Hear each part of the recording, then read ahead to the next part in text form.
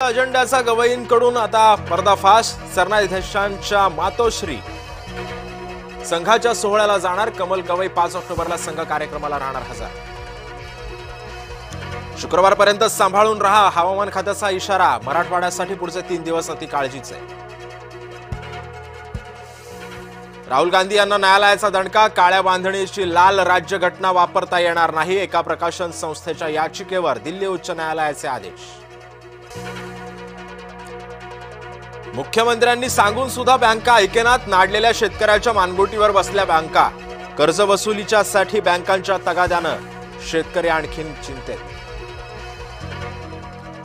काळजी आणि दिलासा एकाच वेळी. मराठवाड्यातील पाऊस थांबल्यानं पाणी ओसरू लागलं. पूर जसजसा कमी होतोय नुकसानाची भीषणता तसतशी समोर येते. मराठवाड्याच्या पुरामध्ये 7 जण दगावले. पुरामुळे मराठवाड्यामध्ये पशुधनाचं मोठं नुकसान. सर्वाधिक पुरामुळे दगावली 273 जनावरं.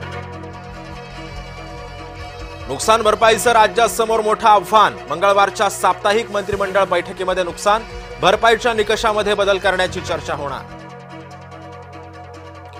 केंद्रातील सरकारकडून अद्यापही महाराष्ट्राला मदत का नाही? विरोधकांचा महाराष्ट्र सरकारला सवाल. केंद्राकडून बिहारला मदत जाहीर.